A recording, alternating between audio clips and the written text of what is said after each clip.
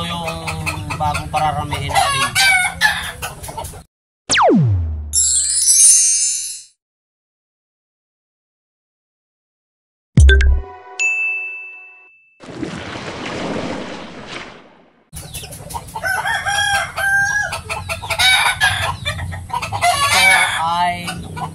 Gilmore.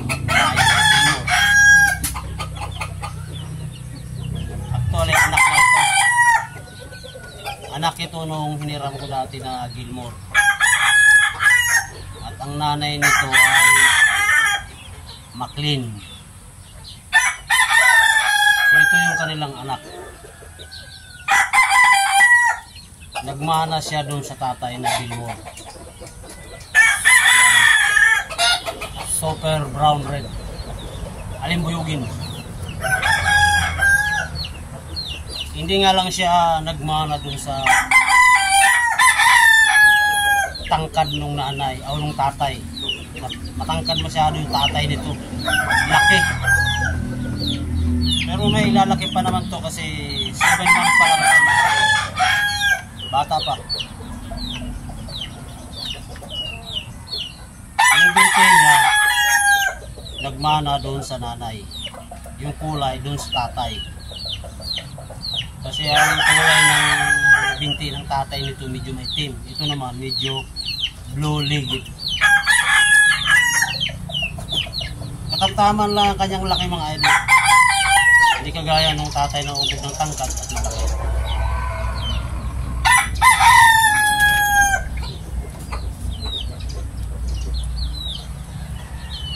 So ipapares natin to dun sa aking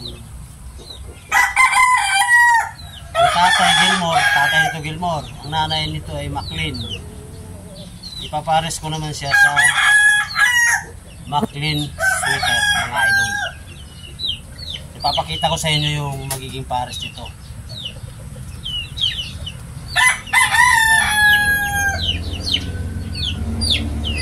Seven months pa lang mga idol.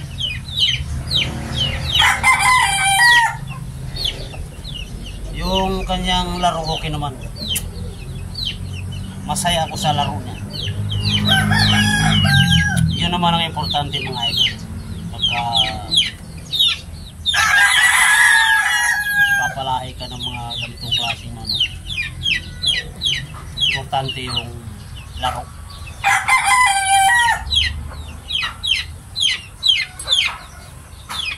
So kukunin ko yung babae. Papakita ko sa inyo kung anong klaseng babae. So ito mga idol, pareho sila ng binti. Ito ay crossbreed din ng McLean sweater. So McLean sweater na ito, ang medyo mayroong ano to no, issue kasi medyo kilyahan. Sabihin ng kilyahan ba sa Tagalog kuan, medyo pitsuhin mga idol. So babawi na lang tayo dito sa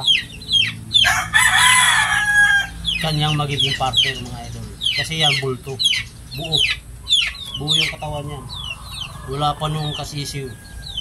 Ngayon hindi nagbago, itim ang mata.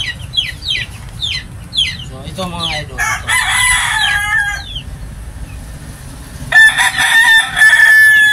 McLean sweater. Plus ito namang kanya magiging pares, crossbreed yun ng McLean tsaka Gilmore. Anak ng nanay McLean, tatay Gilmore. Yan yung anak nila. Ito naman McLean sweater. So ano no, yung ating palahay dito ano, medyo magulo. Iba-iba bloodline. Pero kita nyo naman to, maninipis ang balahibo mga idol, maninipis. Dikit sa katawan.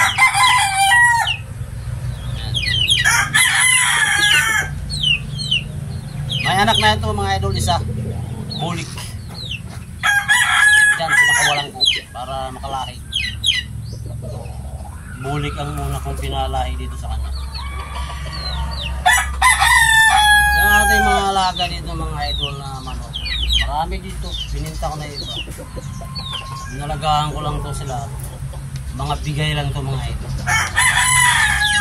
Ganyan tayo mga mababait na tao, binibigyan lang mga idol. Hindi mo na kailangan mamilit pa ng hingi-hingi dyan. Pagka ikaw manok lovers, bigay-bigay lang. Hindi kagaya nung iba takot na takot mamigay. Dito sa probinsya hindi. Dito sa amin hindi. Kahit ako nabibigay yan. Sa dami yan. Sayang naman natin yung ulam-ulam bigay ko. Ayan mga idol. Yung ating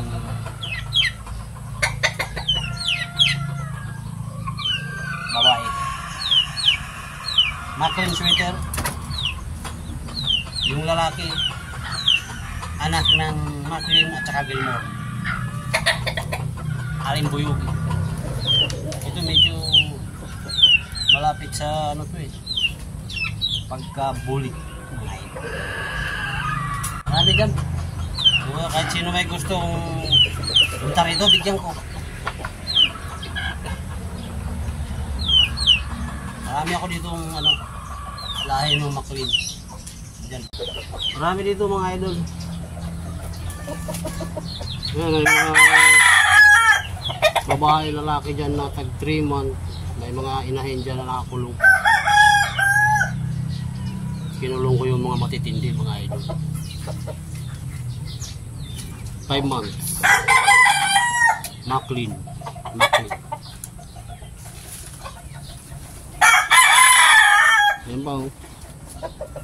7 months mga idol. Yan. Stock mall. Maclean.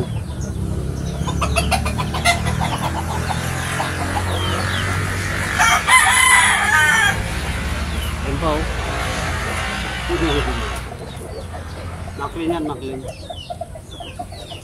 Ayan. Puno ng sisiw yan, puno. Mga 2 months pa lang.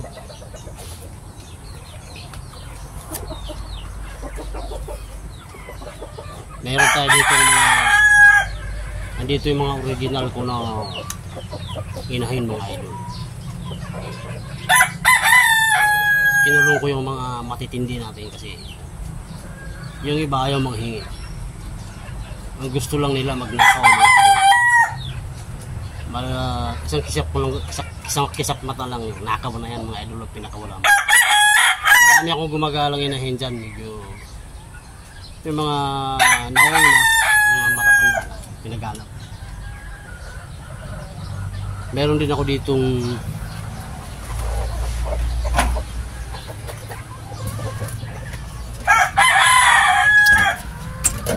anak ng Maclean mga idol. Ayun Silver Dome. Gagawin kong ano yan, broodcock. Ayan 3 months pa lang yan. Ayan 3 months pa lang yan siya. Silver Dome. Yun mga idol, pinasyalan ko lang sandali ito aking mga ngayon kasi busy ako ngayon sa tanim ulit ako ng gulay. Si Mrs. pag taniman muna ng gulay, yung taniman muna kasi matagal na ako hindi nagtanim kasi nga malayang ulan dito. So ngayon hinimulan ko siyang bungkalin. May mga punla na ako dyan, papakita ko na lang sa susunod pag bigyan malaki na. Tutubo pa lang yung aking mga tanim. Yun mga idol, bye bye. Yung ating pinakakabalan sa buhay ngayon, alaga manok, tanim gulay,